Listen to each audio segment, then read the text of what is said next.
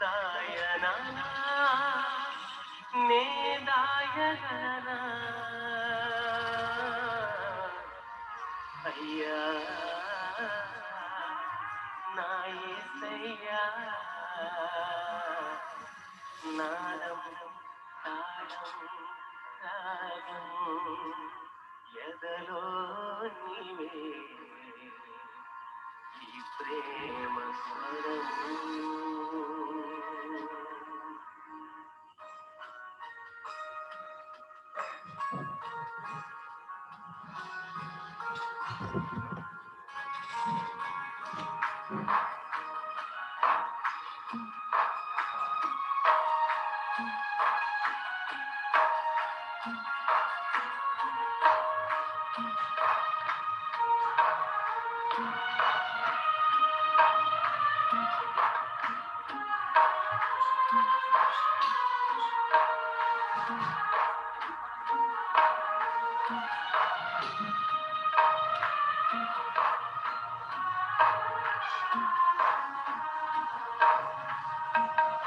నన్నెంతగా ప్రేమించితివో నిన్నంతగా దూషించితివో నన్నెంతగా నీవే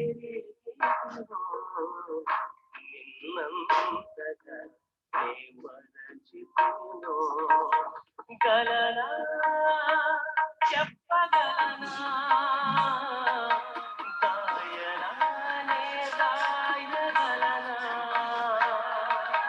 గలనా చెప్పగలనా దాయనా నే దాయగలనా అయ్యా నా యేసయ్యా నాదం తాళం రాగం ఎదలో నీవే ప్రేమ స్వరము నాదం తాళం రాగం ఎదలో నీవే ఈ ప్రేమ స్వరము నన్నెంతగా ప్రేమించితివో నిన్నంతగా దూషించితివో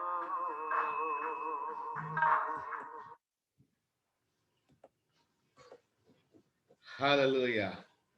ప్రభునందు మిక్కిలి ప్రియులారా, నజరేయుడైన యేసుక్రీస్తు నామములో మీకు ఈ రాత్రికాల సమయంలో శుభాభివందనాలు తెలియజేస్తున్నాను. దేవుడు మిమ్మల్ని అందరినీ, మీ కుటుంబాలను, మీ పరిచర్యలను మిక్కిలి సమృద్ధిగా దీవించి ఆశీర్వదించును గాక. హల్లెలూయా. ఈరోజు ఈ మాటలు ప్రత్యేకంగా దేవుని సేవ చేస్తున్న సేవకులకు, యాజక సమూహానికి, వారు సువార్తికులైనా కావచ్చు, లేక బోధకులైనా కావచ్చు, ప్రవక్తలైనా కావచ్చు, అపోస్తులు కావచ్చు, కాపర్లైనా కావచ్చు, ఇటువంటి సేవా పరిచర్య చేస్తున్నటువంటి పార్ట్ టైం మినిస్టర్స్ అయినా కావచ్చు. నేను ఈ రోజున ఈ మాటలు దేవుని ఆత్మ ప్రేరేపణతో చెప్పటానికి మీ ముందుకు వస్తున్నాను. హల్లెలూయా. కాబట్టి ఈ మాటలు అటు మీ కుటుంబాలకు, ఇటు మీ పరిచర్యలకు ఎంతో ప్రోత్సాహాన్ని కల్పిస్తాయని నేను దేవుని ఆత్మయందు విశ్వసిస్తూ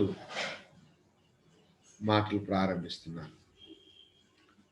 ఈరోజు పాఠ్య భాగాంశంగా మన మధ్యలో ఉన్నటువంటి పరిశుద్ధ గ్రంథమైన బైబిల్లో నుండి ప్రవక్త అయిన హబక్కూకు పుస్తకంలో నుండి 2వ అధ్యాయము 1-2 వచనాలు 3 వచనాల వరకు నేను చదువుతున్నాను. ఆయన నాకు ఏమి సెలవిచ్చునో, నా వాదము విషయమై నేనేమి చెప్పుదునో చూచుటకై, వినండి, చూచుటకై నేను నా కావలి స్థలము మీదను గోపురము మీదను కనిపెట్టుకొని ఇందునను కొనగా, యెహోవా నాకు ఇలాగు సెలవిచ్చాను, చదువువాడు పరిగెత్తుచు చదువ వీలగునట్లు నీవు ఆ దర్శన విషయములను పలక మీద స్పష్టముగా వ్రాయము. ఆ దర్శన విషయము నిర్ణయ కాలమున జరుగును, సమాప్త మగుటకై ఆతుర పడుచున్నది, అది తప్పక నెరవేరును, అది ఆలస్యముగా వచ్చినను దాని కొరకు కనిపెట్టుము, అది తప్పక జరుగును, జాగు చేయక వచ్చును. దేవుడు ఈ లేఖనాలలో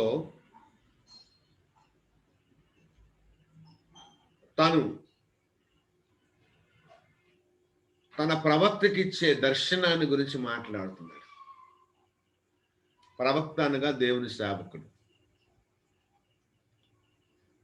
ఆ దర్శనపు విలువను గురించి మాట్లాడుతున్నాడు.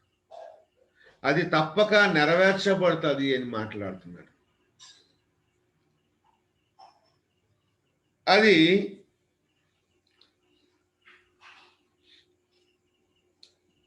సమాప్తమొకటకు ఆతురపడుచున్నది అని మాట్లాడుతున్నాడు. నిర్ణయ కాలంలో జరుగుతుంది అని మాట్లాడుతున్నాడు. ఆలస్యంగా వచ్చినా దాని కొరకు కనిపెట్టుకో, అది తప్పక జరుగును, జాగు చేయక వచ్చును అని మాట్లాడుతున్నాడు. అంటే దేవుడు తన సేవకులకు ఇచ్చేటటువంటి, తన భక్తులకు ఇచ్చేటటువంటి దర్శనాన్ని తప్పక నెరవేరుస్తాడు. దేవుడు తన మనుష్యులతో, తన సేవకులతో నిబంధన ప్రకారమే కాకుండా తన సేవకులను తన పని కొరకు ఒక ఆశీర్వాదకరమైన బలమైన దర్శనాన్నిచ్చి సేవలో వాడుకుంటాడు.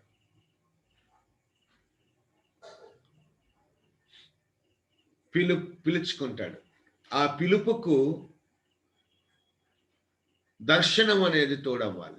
దర్శనానికి పిలుపు ఉంటుంది. ఆ దర్శనము దేవుని యొక్క ప్రణాళిక, దేవుని యొక్క ఉద్దేశము, దేవుని యొక్క చిత్తము, దేవుని యొక్క ఆలోచన, మన జీవితం పట్ల ఆయనకు ఉన్నటువంటి గొప్ప ప్రణాళిక.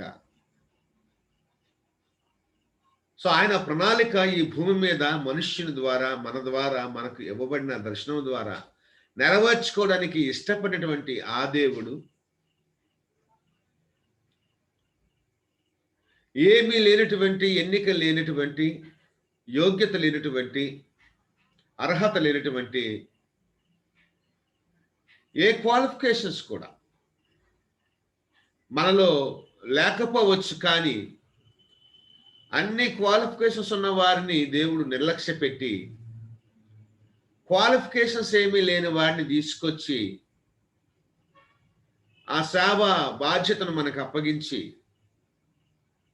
ఆ సేవలో మనల్ని క్వాలిఫై చేస్తున్నాడు. అంటే అర్హత లేని మనల్ని, యోగ్యత లేని మనల్ని దేవుడు ఈ సేవలోనికి తీసుకొచ్చి మనల్ని నమ్మి విశ్వసించి మన చేతుల్లో ఆ భారాన్ని, మన జీవితంలో ఆయన భారాన్ని పెట్టి మనల్ని అర్హులుగాను యోగ్యులుగాను చేసుకొచ్చిన దేవుడు. హల్లెలూయా. ఈ విషయాన్ని మనం గ్రహించుకోవాలి. ఈ విషయం చాలా గొప్పది. దైవిక దర్శనం కలగడం అనేది చాలా గొప్పది. ఆ దేవుని దర్శనం వలన నిన్ను దేవుడు ప్రత్యేకమైన దృష్టితో చూచి ఆ యొక్క దర్శనాన్ని నెరవేర్చుకోవటానికి, ఆయన దర్శనపు నెరవేర్పు భాగంలో నీ పట్ల ఆయన ఎన్నో విధాలుగా గొప్ప గొప్ప కార్యాలు చేసి, గొప్ప గొప్ప ఆలోచనలు ఇచ్చి, గొప్ప గొప్ప ఆశీర్వాదాలు ఇచ్చి నిన్ను ఆశ్చర్యకరంగా తన సేవా పరిచర్యలో నడిపించుకుంటూ వెళ్తూ వస్తూ ఉంటాడు.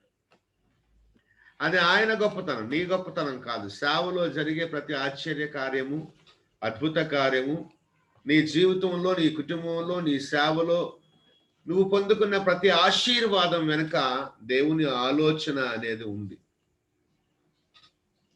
అంతేగాని అది ఏ ఒక్క మానవుని వలనో లేక ఏ ఒక్క మానవుల ఆలోచన వలనో నీకు అవి రావు. దేవుడు నిన్ను సరిచేయటానికి నీ మీద పై అధికారిగా నియమించేటటువంటి ఆత్మీయ తల్లిదండ్రుల యొక్క ఆలోచనల ప్రకారంలో భాగంగా కొన్ని సందర్భాల్లో మనల్ని తయారు చేయటానికి ఆయన వాడుకునే విధానం కూడా వేరే. కానీ అది దైవిక ఆలోచన ప్రకారమే వస్తుంది. ఆ భాగంలోనే మన మనకి ఆత్మీయంగా ఎదగడానికి ఉపయోగపడే దేవుని సేవకులు లేక ఆత్మీయ తల్లిదండ్రులు దేవుని ఆలోచనలో భాగంగానే మనల్ని ఉద్దేశించి మాట్లాడుతుంటారు. మనల్ని ఆధ్యాత్మికంగా ఎదిగేటట్టు చేస్తూ వస్తూ ఉంటుంటారు. కానీ ఎదిగింపజేసేవాడు, ఆలోచన ఇచ్చేవాడు దేవుడు. నీ ప్రతి ఆశీర్వాదం వెనకాల దేవుని యొక్క ఆలోచన దాగి ఉంది. దేవుడు ఆశ కూడా నిన్ను దీవించాలన్న కోరిక దేవునికి ఉంది. కాబట్టి నీ పట్ల దేవుడు అన్ని విధాలుగా ఆశ్చర్య కార్యాలు చేస్తూ నిన్ను ముందుకు నడిపించుకుంటూ వెళ్తూ వస్తుంటాడు. అయితే ఈ దర్శనపు నెరవేర్పు నీ జీవితంలో జరగడానికి దేవుడు నిన్ను ఎప్పుడు విడవకున్నా ఎడబాయకున్నా నీ ప్రతి సమయంలోను సందర్భంలోను అది శ్రమకాలమైన, కష్టకాలమైన లేక నువ్వు ఎటువంటి సందర్భాన్ని ఎదుర్కొనే స్థితిలో నువ్వు నీ జీవితం, నీ పరిచర్య ఉన్నప్పటికీ కూడా దేవుడు నీతో మాట్లాడడానికి ఇష్టపడుతూ వస్తూ ఉంటుంటాడు. హల్లెలూయా. ఆ దేవుడు నీతో మాట్లాడడానికి ఇష్టపడేటప్పుడు ఆయన దర్శకాలు చేస్తాడు, దిశానిర్దేశాలు చేస్తాడు. నువ్వు ఇప్పుడు ఏం చేయాలి, ఈ సమయంలో ఏం చేయాలి, ఈ సమయంలో ఎటు చూడాలి, ఎటు వెళ్ళాలి, నీ జీవిత గమ్యాన్ని నువ్వు ఎలాగూ ముందుకు కొనసాగించాలి అనేటటువంటి సలహాలు లేక సహాయం చేయటానికి, ఇవ్వటానికి దేవుడు నీతో పట్ల పనిచేస్తూనే ఉంటాడు. నిన్ను వదలక నీతో మాట్లాడుతూనే ఉంటుంటాడు. అది ఆయనలో ఉన్నటువంటి ఔన్నత్యం, ఆయనలో ఉన్నటువంటి గొప్పతనం. అది హల్లెలూయా. దేవునికి స్తోత్రం కలుగును గాక. హల్లెలూయా. అయితే ప్రియులారా, ఇక్కడ మనం గమనించుకోవాల్సిన గొప్ప సంగతి ఏమిటంటే, దేవుని ఆలోచన ప్రకారమే నీకు దర్శనము, ఆశీర్వాదాలు కలుగుతాయి తప్ప ఇంకొక రకంగా నీకు ఎప్పుడు కూడా అవి దొరకవు. అందుకొరకే దేవుని జ్ఞానాన్ని పొందుకోవటానికి, దేవుని ఆశీర్వాదాలను తెచ్చిపెట్టుకోవాలంటే మన జీవితంలో దైవిక జ్ఞానాన్ని కలిగి ఉండాల్సిందే. కంపల్సరీ ఇది మస్ట్ అండ్ షుడ్. మీరు ఎలా పెడితే అలా తిరిగేస్తాను, ఎలా పెడితే అలా మాట్లాడేస్తాను, ఎలా పెడితే అలా పరిచయం చేసేస్తాను, ఎలా పెడితే ఇటు పడితే అటుపోతాను, ఎవరితో పడితే వాళ్ళతో పోతాను అని అనుకోవడానికి నీకు లేదు. దేవుడు నిన్ను అందరితోనూ ప్రయాణం చేయడానికి ఇష్టపడ్డు, అందరి మాటలు వినడానికి నీకు అనుమతించడు, అందరితో పరిచయం చేసేద్దాం అనుకోవడం కూడా నీది తప్పు. నీకు ఎవరు ఏంటి ఎలా అనేది దేవుడు నిర్ణయిస్తాడు. నీతో ఎవరు పని చేయాలో, నీకు ఎవరిని పంపించాలో, లేక నీకు ఎవరు సలహాలు చెప్పాలో, నువ్వు ఎవరి దగ్గర ఎదగాలో ఒక ఎలీషా ఏలియా దగ్గరే ఎదగాలి. ఒక యెహోషువ మోషే దగ్గరే ఎదగాలి. అంతేగాని యెహోషువ వచ్చి ఏలియా దగ్గర ఎదగడానికి వీలు కుదరదు. ఎలీషా వెళ్ళి మోషే దగ్గర ఎదగడానికి వీలు కుదరదు. అలాగే ఒక పౌలు ఒక తిమోతి ఒక పౌలు దగ్గరే ఎదగాలి. అలాగున మనకి కనెక్టింగ్ అంటే దీన్ని ఏమంటారు, మనకు అనుసంధానమైనటువంటి అనుబంధాలను, ఆప్యాయతలను, అనురాగాలను దైవికంగా దేవుడు ఏర్పాటు చేసేటటువంటి పారిభాగస్తులు దేవుని సమయం చెప్పున, దేవుని నిర్ణయం చెప్పున, దేవుని కాలాల ప్రకారంగా మన జీవితంలోనికి రానే వస్తారు. దాని కొరకు డౌటే లేదు. కానీ ఈలోపు నీవేంటంటే ఇటు అటు దిక్కులు చూసి అటు వాళ్ళ మాట విని వీళ్ళ మాట విని వాళ్ళ సంగతులు తెలుసుకొని వీళ్ళ సంగతులు తెలుసుకొని ఇంకా రకరకాలటువంటి అనుభవాల్లోంచి నువ్వు వెళ్ళిపోకూడదు. దైవికంగా దేవుని స్వరాన్ని వినగలిగే ఒక చక్కనిటువంటి ఆలోచన పరిణతి, ఆలోచన పరిమాణాలు నీలో ఉండాలి, పెరుగుతుండాలి. అప్పుడే ఒక ప్రభావవంతమైన దైవిక దర్శనాన్ని నువ్వు మోయగలుగుతావు. ఆ దర్శనం ప్రకారం దేవుని నామ మహిమార్థమైన సేవా పరిచర్యను నేను ఎవరిమైనా సరే కొనసాగించగలుగుతాను. అయితే ఆది కాండంలో దేవుడు ఆదామును అవను చేసిన తర్వాత దేవుడు వారిని ఆశీర్వదించాడు. ఆశీర్వాదం అనేది దేవుని యొక్క ప్రణాళికలో భాగం అని నేను మీకు చెప్పాను. దేవుని కోరికది. తన మనుష్యులను ఆశీర్వదించాలనేది దేవుని కోరిక, దేవుని ఉద్దేశం. అది దేవుని ప్రణాళికలో భాగం. ఎందుకంటే మన స్వరూపమందు మన పోలిక చొప్పున నరుని చేయడం రండి అని అనుకొని దేవుడు ఆలోచన చేశాడంటే, కోరిక పడ్డాడంటే, ఆశ పడ్డాడంటే దేవుడు మనిషి పట్ల ఆశపడుతున్నాడు. మనిషి దేవుని పట్ల ఆశపడటం కన్నా మనిషి మీద ఆశపడుతున్నాడు. మనిషి మనీ మీద ఆశపడుతున్నాడు. మనిషి తన మహిమ కోసం తన ఆరాటపడుతున్నాడు. మనిషి తన ఉనికి కోసం ఆరాటపడుతున్నాడు. చూసారా ఈ మట్టి మనిషి తలక ఒట్టి చేష్టలు ఇవి ఈ రోజున మనం అధ్యయనం చేస్తూ ఆలోచిస్తూ ఏవి అనుసరించాలి, ఏవి నిరోధించాలి, ఏవి విడిచిపెట్టాలి, మన ఆత్మ విమర్శను మనం ఎలాగో చేసుకోవాలి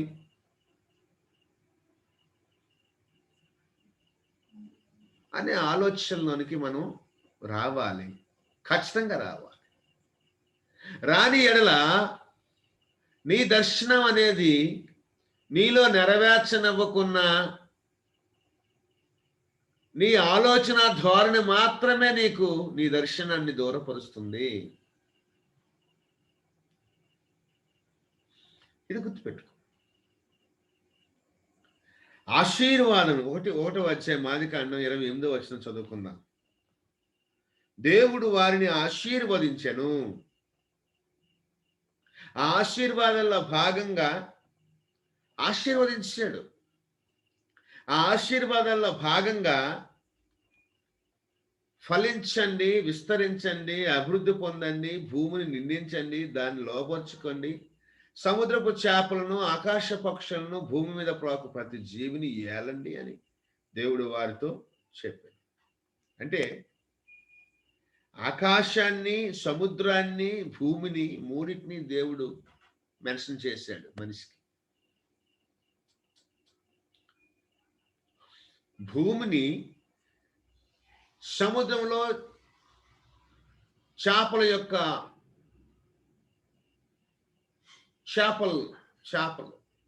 నేను వీటి కొరకు తర్వాత మాటలు చెప్తాను. సముద్రంలో చేపలు ఏంటి అని. తర్వాత ఆకాశములో ఎగురు పక్షులు, చూసారా? ఆకాశంలో ఉన్న వాటిని, ఎగిరే వాటిని, సముద్రంలో నివసించే వాటిని మీరు ఏలండి.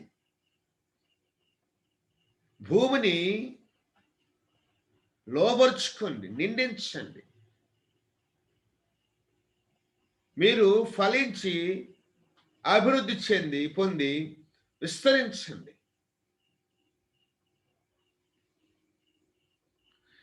ఫలింపడము, విస్తరింపడము, అభివృద్ధి పొందడము, భూమిని నిండించడము, భూమిని లోపరుచుకోవటం, అలాగే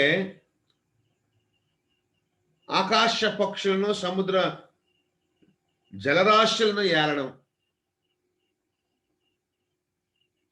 అనేటటువంటి ఈ 6 ఆశీర్వాదంలో భాగంగా ఈ 6ంటిని దేవుడు మనుష్యులకు తెలియచేశాడు. అదే మొట్టమొదటిగా దేవుడు మనిషికి చెప్పినటువంటి మాటలు. దర్శనం అనేది దేవుడు చెప్పేటటువంటి, దేవుడు చూపించేటటువంటి మాటల్లో దేవుడు చూపించేటటువంటి ఒక వ్యవస్థలో ఒక భాగం.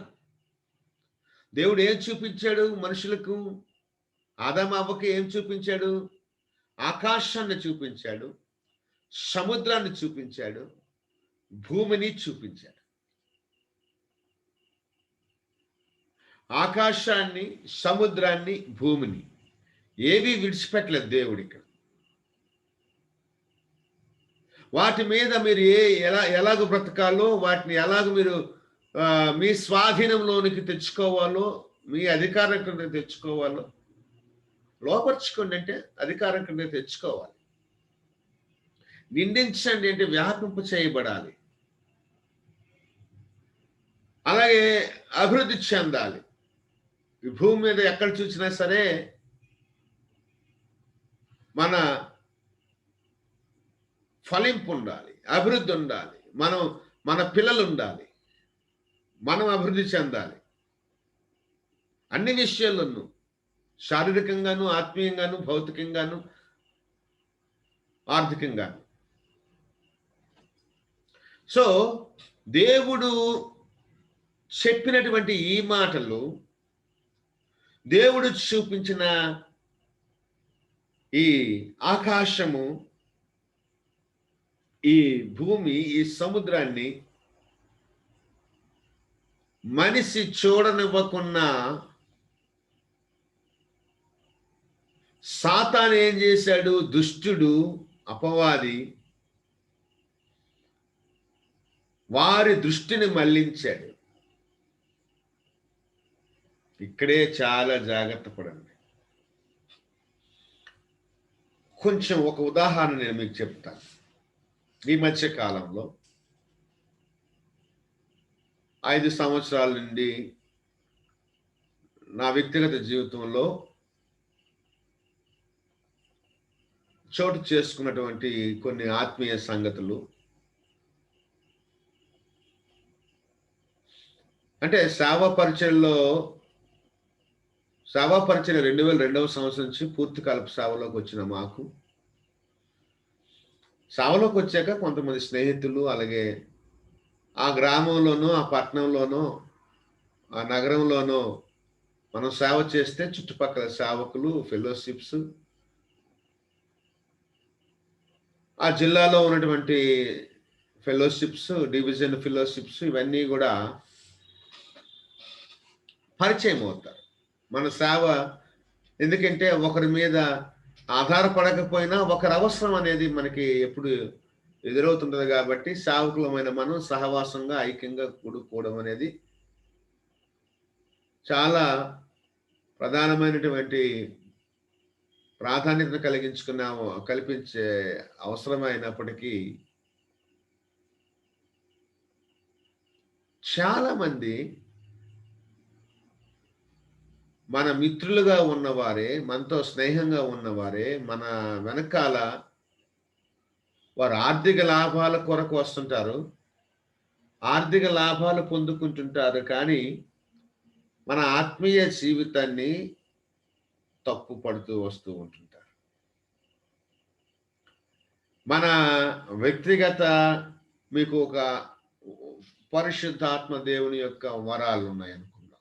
ఆత్మ వరాలు కానీ, ఆత్మ ఫలం కానీ, లేకపోతే మీ దర్శనం పెద్ద అవ్వచ్చు, మీ సేవ పెద్ద అవ్వచ్చు, మీ మీద ఉన్న అభిషేకం గొప్పదవ్వచ్చు, మీకున్న పిలుపు గొప్పదవ్వచ్చు, మీకున్న దర్శనం పెద్దదవ్వచ్చు. మీ సేవా పరిచర్య అనేక ప్రాంతాలకు, రాష్ట్రాలకు, దేశాలకు, విదేశాలకు విస్తరించనవచ్చు.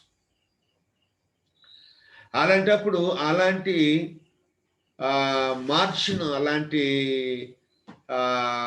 ఆ దొడ్డ దర్శనాన్ని కలిగి ఉండలేని కొంతమంది సావుకులు అవ్వచ్చు, సన్నిహితులు అవ్వచ్చు, స్నేహితులు అవ్వచ్చు, కుటుంబీకులు అవ్వచ్చు.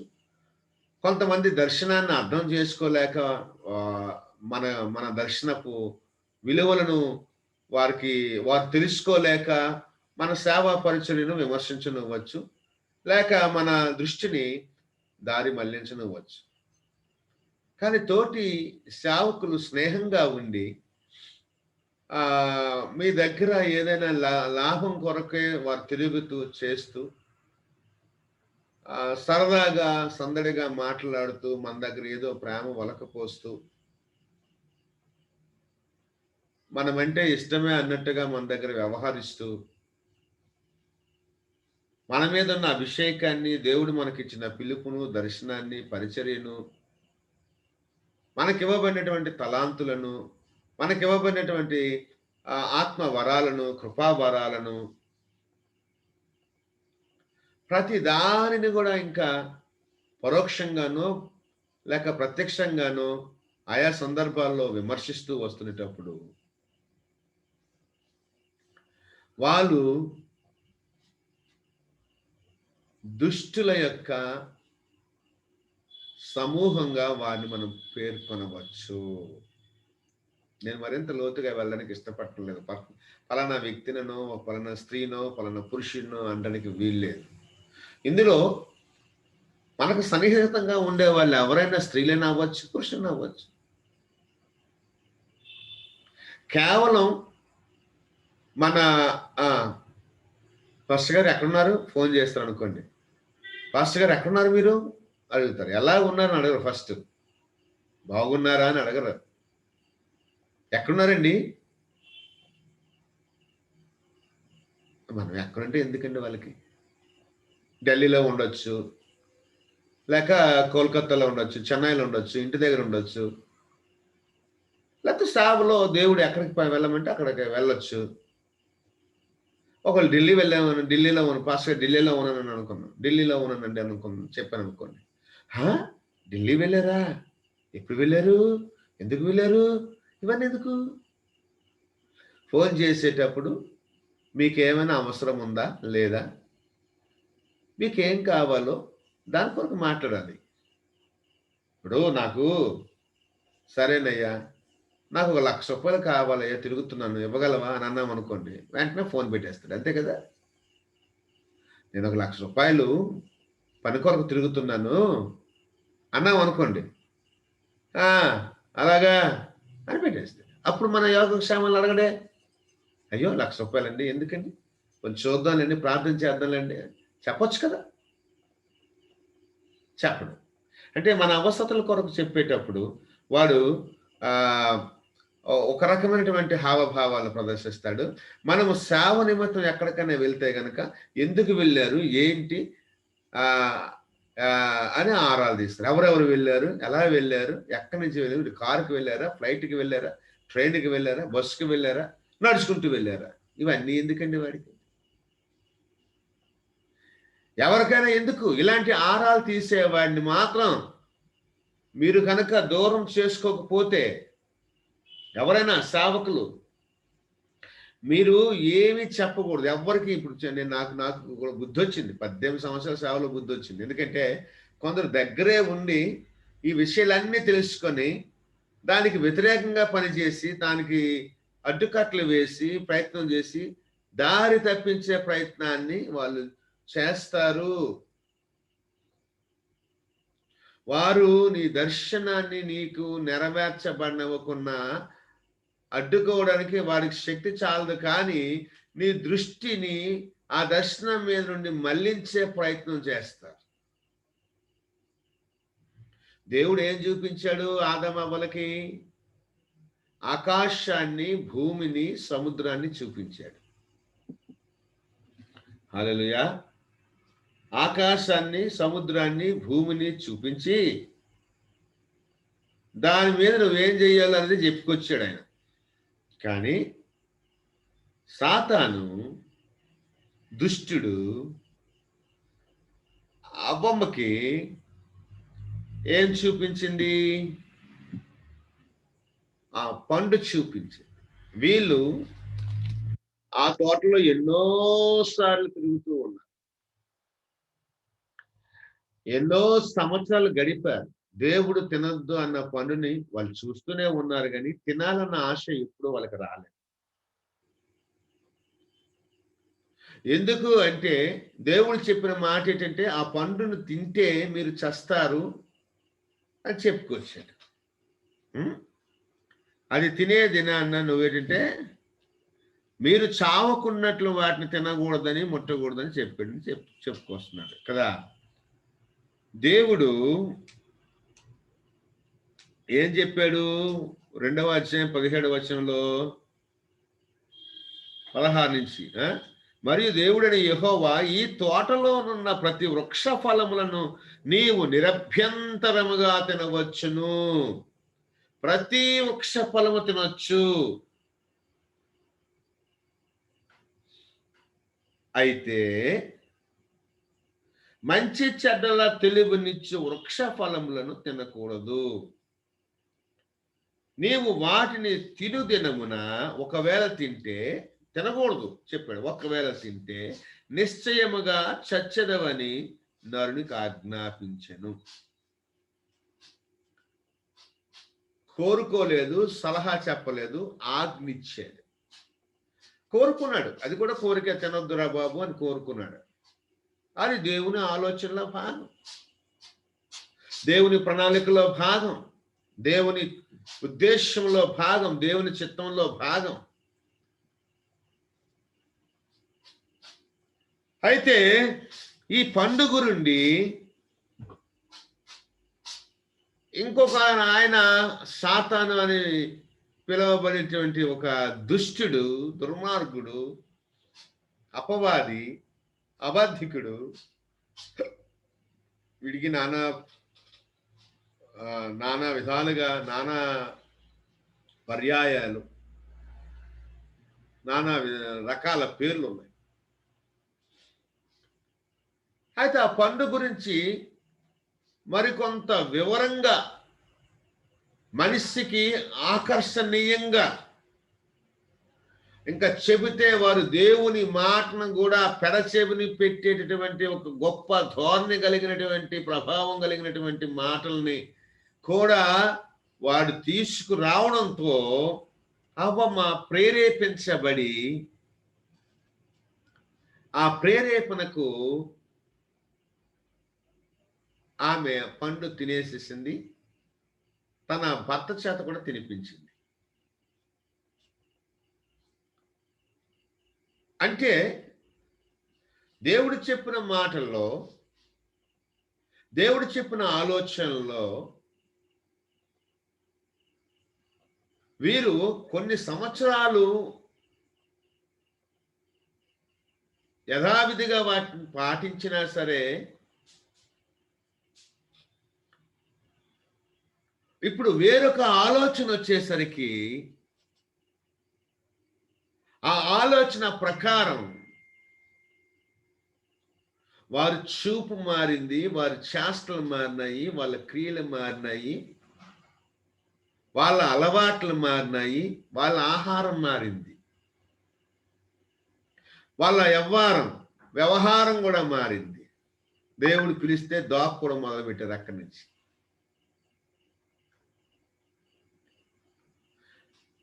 వారి జీవితంలో అవమానం కలిగింది, వారి జీవితంలో వాళ్ళు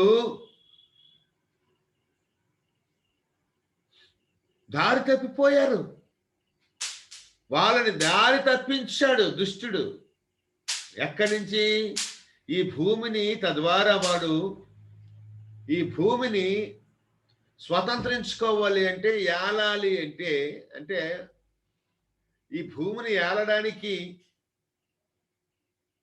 ఈ సముద్రాన్ని భూమిని లోబర్చుకోవడానికి, ఈ సముద్రం మీద ఈ గాలి ఆకాశంలోన తానే ఒక ప్రభావం కలిగి ఉండాలని ఉద్దేశించి అధికారం ఇవ్వబడినటువంటి ఆదాము అవ్వలను మోసగించడం ద్వారా వాళ్ళ అధికారాన్ని చలాయించడానికి కుయుక్తు పన్ని ఒక దుష్ట ఆలోచన దేవుని యొక్క మనుష్యులైనటువంటి ఆదాము అవ్వలకు సాతాను ఇచ్చాడు.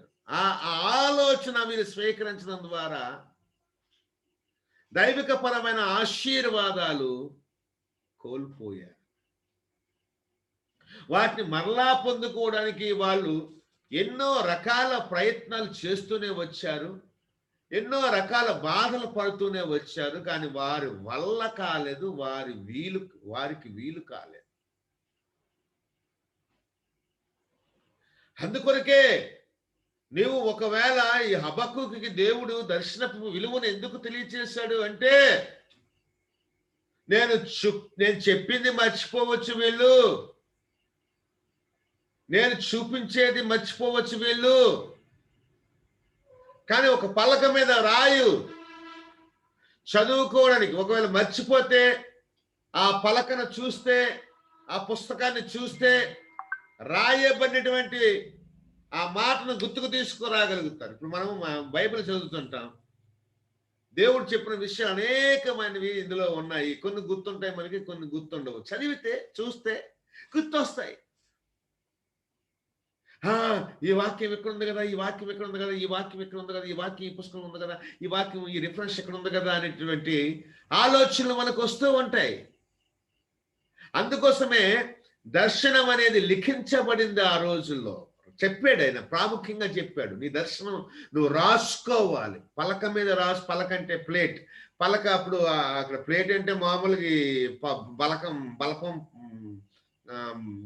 ప్లేట్ స్లేట్ కాదండి. అప్పుడు అవి రాళ్ళు. ఇప్పుడు చూసారా, ఒక మందిరాల దగ్గర పేర్లు రాస్తారు కదా, దాతల పేర్లు, తర్వాత రిబ్బన్ కటింగ్ చేసేవాడి పేరు, ప్రతిష్ఠ చేసేవాడి పేరు, స్పీకర్ పేరు, ఆ కాపర్ పేరు ఒక పెద్ద రాయి మీద చెక్కి గోల్డెన్ లెటర్స్తో రాసి ఆ పలకను అక్కడ అమరుస్తారు. ఆ సంఘానికి వాళ్ళే నాయకులు. ఇంకా పరిశుద్ధాత్మ దేవుడు కాదు, యేసుక్రీస్తు ప్రభువు కాదు, తండ్రి అయిన దేవుడు కాదు. సరే, దాన్ని కూడా మనం అది వేరే బోత. సరే, ఎప్పుడైనా వెళ్తే మందిర దగ్గర ఈ మందిరానికి ఇతను ప్రారంభించారా, ఇతను అలాగే గవర్నమెంట్ శంకుస్థాపనలు చేయడం కానీ, లేదా రాతి పలకల మీద పేర్లు రాయడం కానీ, వైఎస్ రాజశేఖర రెడ్డి గారా, నారా చంద్రబాబు నాయుడు గారా హయాంలో జరిగిందా, ఇది జరిగిందా, అది జరిగిందా అని తెలుసుకోవడానికి, దాని చరిత్ర తెలుసుకోవడానికి, దాని విషయం తెలుసుకోవడానికి, దాన్ని ఏ సంవత్సరంలో డెడికేట్ చేశారు, ఏ సంవత్సరానికి దాన్ని ఫౌండేషన్ వేశారు, అలాగూ ఆ వివరాలు తెలుస్తాయి. కాబట్టి నీ దర్శనాన్ని నువ్వు ఒకవేళ మర్చిపోతే, నీ దారి మళ్లించుకోనివ్వకున్నా, ఆ రాయబడినటువంటి ఆ దర్శనం అనేది నువ్వు చదువుకోగలిగినప్పుడు, చూసుకోగలిగినప్పుడు నీకు మరలా దేవుడు చెప్పిన విషయాలు గుర్తుకొస్తూ ఉంటాయి. కాబట్టి నీ దర్శనం అనేది ఇంకొకరు దొంగలించనివ్వకున్నా, ఇంకొకరు దారి నుండి నీకు దారి తప్పించనివ్వకున్నా, దేవుడు ఆ దర్శనపు విలువలను కాపాడుకోవడానికి రాతి పలక మీద లేక ఒక పలక మీద రాయమని చెప్పుకొచ్చాడు దేవుడు.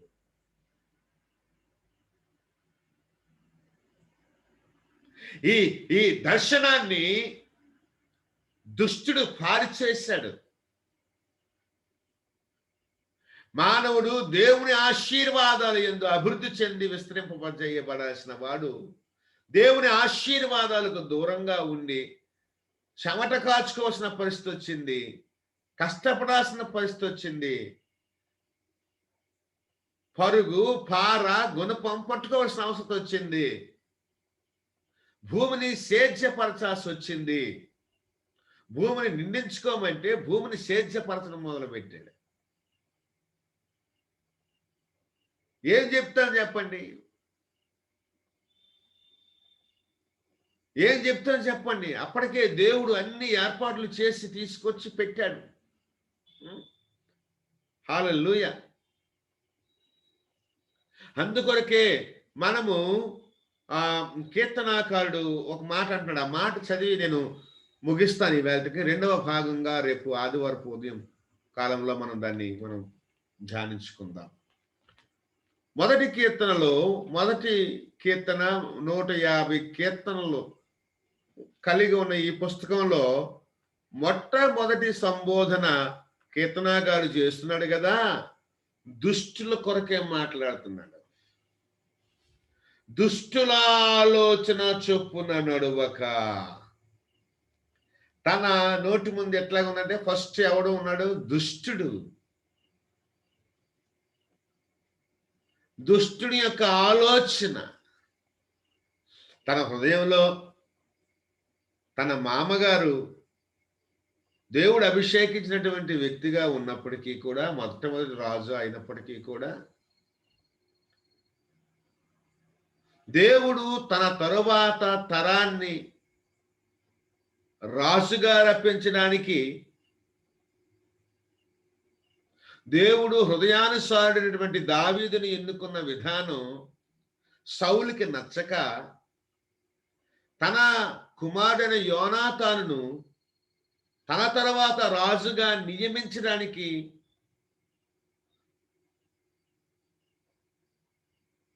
పన్నిన ఒక పన్నాగంలో దుష్ట పన్నాగంలో భాగంగా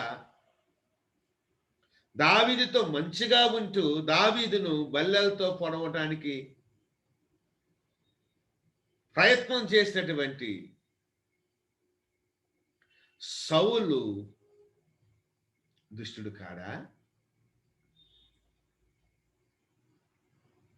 మరి దైవత్వం ఎక్కడ ఉంది?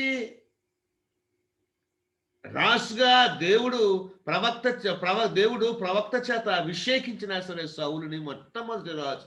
ఎంత గొప్ప ధన్యత అది! దేవుని ప్రజలకు మొట్టమొదటి రాజు.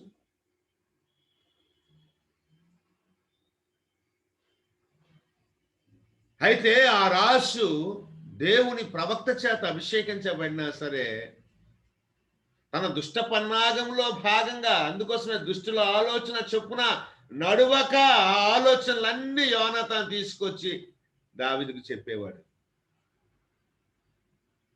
లేక రాజుగారు ఏం ఆలోచిస్తున్నాడో ఎవరికీ తెలియదు. దేవుడు కోరుకునే మనిషిని, దేవుడు మనస్సు పడ్డ మనిషిని, దేవుడు ఎదిగింపజేయడానికి ఇష్టపడే మనిషిని నువ్వు ఎదిగింపచేయనవకున్నా నువ్వు ఆయన దైవిక జీవితానికి, తన పరిచయ జీవితానికి, తన వ్యక్తిగత జీవితానికి తనతో పాటు స్నేహంగానే ఉంటూ తనతో పాటు తన దగ్గర ఎక్కడ అసహ్యాన్ని ప్రదర్శించేవాడు కాదు. చాకచక్యంగా తెలివిగా మాట్లాడేవాడు. చాకచక్యంగా తెలివిగా మాట్లాడేవాడు. కానీ తరిమేవాడు దావీదుని. నిద్ర పట్టనివ్వలేదు దావీదుని. సుఖపడనివ్వలేదు దావీదుని. అలాగని శత్రువును జయించలేకపోతున్నాడు. ఇక్కడ శత్రువును జయించిన దావీదుకు ఘనత ఎక్కువ రావడం ద్వారా దాన్ని కూడా సహించలేకపోయాడు. వీడు నన్నే మించిపోయాడు, నా కొడుకుని ఇంకా ఏమైనా చేస్తాడు, నా కొడుకుకి ఈ రాజ్యం పట్టాభిషేకం చేయాలి రాజ్యంలో అనేటటువంటి ఒక దుష్ట ఆలోచన కలిగి, మానవుల ఆలోచన దేవుడు నెరవేర్చడు. అందుకొరకే దేవుని ఆలోచన నెరవేరుస్తాడు. లేకపోతే సమూయేలు ప్రవక్తని దావీదును అభిషేకించడానికి పంపించడయ్యా. నేను నా హృదయానుసారుని కనుగొన్నాను, వెళ్ళయ్యా నువ్వు యెష్షయి కుమారుల్లో ఒకడు ఉన్నాడు, వెళ్ళు. అది కూడా ఆయనకి పరీక్షే. అలాగున దైవిక దర్శనంలో దైవిక ప్రణాళికలో దైవిక ఆలోచన, దేవుని యొక్క ఆలోచనలో భాగంగానే మన ఆశీర్వాదాలు దాగి ఉన్నాయి కదా. ఈ ఆశీర్వాదాలను నువ్వు అనుభవించనివ్వకున్నా, ఈ దర్శనాన్ని నీ జీవితంలో జరగనివ్వకున్నా, తన దర్శనాన్ని, నీకు ఇవ్వబడిన దర్శనాన్ని పాడు చేయలేదు కానీ సాతాను, దుష్టుడు. ఆ దర్శనాన్ని నెరవేర్చే దేవుణ్ణి పాడు చేయలేడు కానీ దుష్టుడు. నీ ఆలోచన ధోరణి మాత్రం మార్చగలిగేటటువంటి ప్రయత్నాలన్నీ చేసుకొస్తాడు ఈ దుష్టుడు. అది కూడా నీకు శత్రువు రూపంలో పనిచేయడు, స్నేహంగానే పనిచేస్తాడు. స్నేహ రూపంలో ఉండే పనిచేస్తాడు. నీతో లాలింపు మాట్లాడతాడు, కవింపు మాట్లాడతాడు, నీతో నవ్వుతాడు, నిన్ను నవ్విస్తాడు, నిన్ను మెప్పిస్తాడు, నిన్ను అనేక రకాలుగా నువ్వు అంతా ఇంత అని పొగుడుతాడు, చేస్తాడు, చెందుతాడు. కానీ వాడు ఏ బల్యాన్ని సిద్ధపరుస్తున్నాడో ఆ బల్యంతో పొడిచి చంపడానికి, బల్యంతో వేయటానికి, నువ్వు వెనక పెట్టి ఉండేటప్పుడు నీ మీదకి బల్లెన్ని విసరడానికి వెనుకారుడు ఈ దుష్టుడు. అది వాడికి కలిగిన ఆలోచన, దుష్టుల ఆలోచన చొప్పున నడువక, దుష్టుల ఆలోచన నీ దర్శనాన్ని దారి తప్పిస్తుంది. నీ దర్శనము నుండి నిన్ను దారి తప్పిస్తుంది. తన ఆలోచనలోనికి వాడు తీసుకురావడం ద్వారా దేవుని ఆలోచనలు నీకు రానివ్వకున్నా, దేవుడు ప్రత్యక్షతలు రానివ్వకున్నా, దేవుడి స్వరం నువ్వు వినకున్నా, దేవుని యొక్క కృపలో నువ్వు బలవంతుడు కాకున్నా నిన్ను ఆపేటటువంటి ప్రయత్నం. కృప ఎందుకు తీసుకొచ్చాడు దేవుడు అంటే దీని కొరకే తీసుకొచ్చాడు. అది కూడా పెద్ద సబ్జెక్ట్. ఈ సాతానుడు, ఈ దుష్టులు వారి ఆలోచనలో భాగంగా నిన్ను నీ సేవను పాడు చేయడానికి దారి కాచుకున్నారు. కాబట్టి వీళ్ళకి ఎంతైనా సరే నువ్వు దూరంగా ఉంటే అంత మంచిదని నేను భావిస్తూ ఈ మొదటి భాగాన్ని ఇవాళతో ముగిస్తున్నాను. దేవుడు ఈ మాటలు మన వెనికిడిలో దీవించి ఆశీర్వదించును గాక. ఆమేన్. God bless you. చిన్న ప్రార్థన చేసుకుందాం. ప్రేమగల తండ్రి, దయగల రాజా, మీ నామానికి లెక్కలేని స్తోత్రాలు స్తుతులు చెల్లిస్తున్నాం నాయన. ఈ రాత్రికాల సమయంలో నాయన ప్రభువా, నీ మాటలు తెలియచేసాం తండ్రి.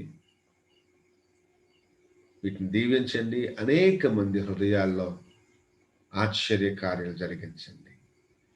మా దర్శనాన్ని నువ్వు చూపించిన అయా ఆ దర్శనం మీద మా చూపు ఉండాలి. నీ స్వరము వినేటటువంటి చెవులు మాకు ఉండాలి. మా దర్శనాన్ని, మా చూపును మార్చేటటువంటి ఆలోచన చేస్తున్న దుష్టుడికి మేము దూరంగా ఉండాలి. సహాయం చేయండి. మీ ఆలోచనే మాకు ఎల్లప్పుడూ ఉండేటట్టు సహాయం చేయవలసిందిగా వేడుకుంటూ, పిలిచిన వారి జీవితంలో గొప్ప కార్యాలు జరిగించాల్సిందిగా కోరుకుంటూ, అలాగే మా పరిచర్యను, మా కుటుంబాన్ని మీరు దీవించి ఆశీర్వదించాల్సిందిగా వేడుకుంటూ, నజరేయుడైన యేసుక్రీస్తు నామమున ప్రార్థించి అడిగి వేడుకొంచున్నాను తండ్రి. ఆమేన్. ఇప్పుడు మన తండ్రి అయిన దేవుని యొక్క ప్రేమ, కుమారుడైన యేసుక్రీస్తు వారి యొక్క కృప, పరిశుద్ధాత్మని యొక్క అన్యోన్య సహవాసము, సమాధానం కూడిన మనకందరకు, సార్వత్రిక సంఘానికి, సోషల్ మీడియా ద్వారా లైవ్లో లేక రికార్డింగ్ తర్వాత వీక్షిస్తున్న మీ అందరకు, వింటున్న అందరకు, ఈ వాక్యాన్ని ఇతరులతో షేర్ చేసుకోబోయే వాళ్ళకి ఇప్పుడు ఎల్లప్పుడు సదాకాలము తోడయ్యి నడిపించును గాక. ఆమేన్. యేసు రక్తమే జయం, శిలువ రక్తమే జయం. ప్రభు యేసు నామములో సంపూర్ణ విజయం కలుగును గాక. ఆమేన్. God bless. ఈ మాటలు మీకు ఆశీర్వాదకరంగా అనిపిస్తే దయతో మాకు సంప్రదించండి. దేవుడు మీ పట్ల ఈ మాటల ద్వారా చేసే మేలు మాతో పంచుకోండి. అలాగే మా సేవా పరిచయంలో మీరు పాలి భాగస్తులు కావాలనుకుంటే మమ్మల్ని మీరు సంప్రదించగలరని దేవుని పేట కోరుకుంటూ మాటలు ముగిస్తున్నాను. God bless you. Bye. Take care. Love. Hallelujah. నన్నింతగా ప్రేమించి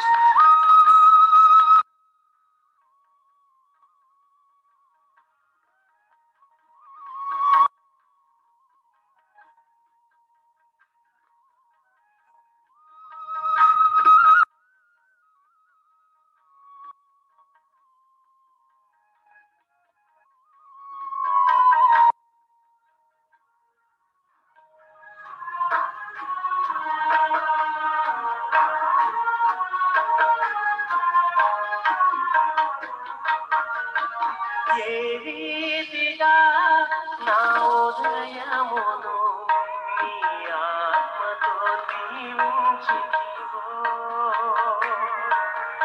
ఏ రీతిగా నా భారమును నీ కరుణతో మోసితివో,